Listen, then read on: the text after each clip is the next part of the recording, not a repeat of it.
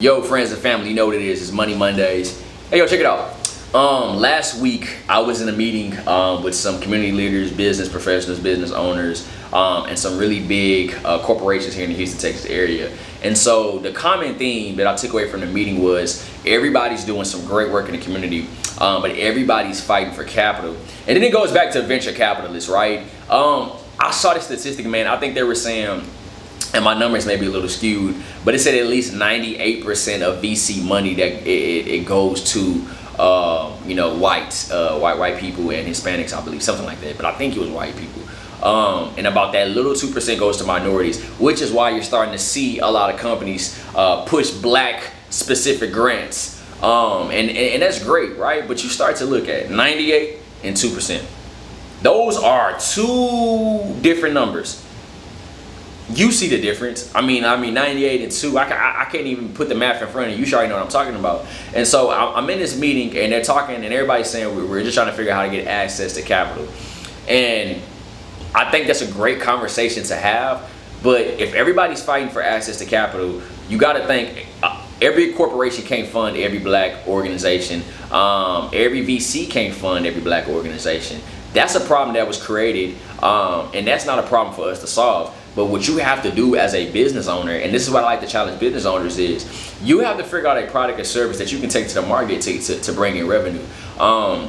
There's nothing wrong with getting that access to capital. There's nothing wrong with getting a line of business credit or getting a loan or getting a grant to get you off the ground or get somebody to invest into you. Definitely go get that money, but you got to be real with yourself. As a startup, if you may not have the hottest idea on the market, you may not have that access to go and get that money. So what I think is best, and this is where I think a lot of startup businesses fail in, is the aspect of marketing. For so long, I downplayed me as a marketing person because I didn't go to school for marketing. I feel like I used to think I wasn't good at marketing because I wasn't seeing the numbers that I thought. But I didn't realize marketing isn't just social media. It's in-person marketing, it's network marketing, it's event marketing, it's email marketing. There's so many different elements to marketing. And I started to look at my different campaigns and I started to look at the content that I was putting out. And from it, I was getting some quality leads. And so one of the things I realized was if you market your product or your service different, and quite frankly better than what you're doing, you may start to see a ROI where you may start to see the money come in. And so, you know what I think it is, if you're struggling to find access to capital, dig into your soul, dig into your business and figure out what your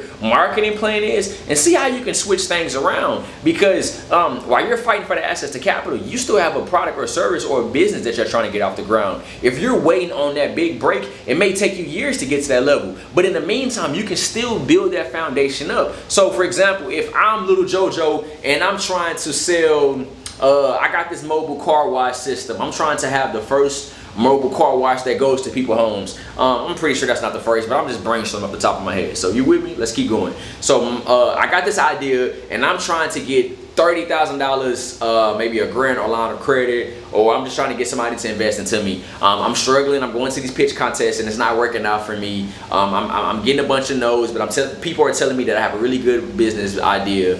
So what do I need to do?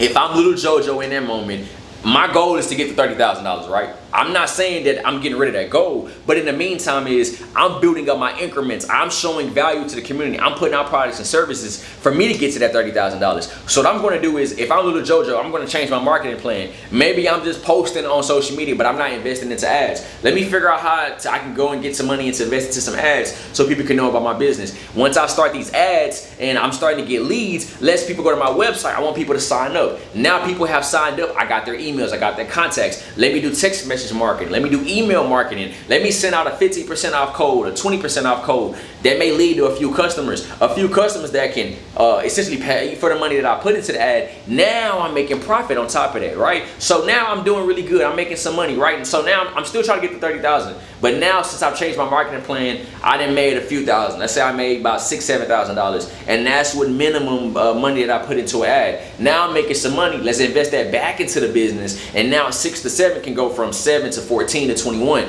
So now if you picking up what I'm putting down, I changed my marketing plan. I still need $30,000. I'm not running from 30,000. If somebody give me 30,000, I'm still gonna take it. But now I figured out another way to go out and get my access to capital. And so what it is, you gotta figure out what systems that you have in place, what operations that you have in place as a business, and figure out what can be tweaked, what can be edited, what can be removed, or quite frankly, what needs to be implemented.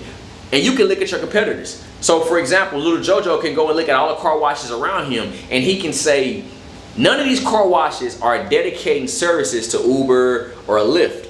Now little JoJo goes in and says, for every Uber and Lyft driver in the Houston, Texas area, I'm giving you an automatic 15% off for you to come every Friday or a certain day of the week where you can come and get your car washed for 15% off. Now I have a guaranteed customer fan base that I'm making at minimum $10,000 a month. So you was fighting for $30,000 just to get you off the ground. Now you're making $10,000 a month. Just from that specific customer fan base who drive Uber and Lyft, you making out a year $120,000 a year.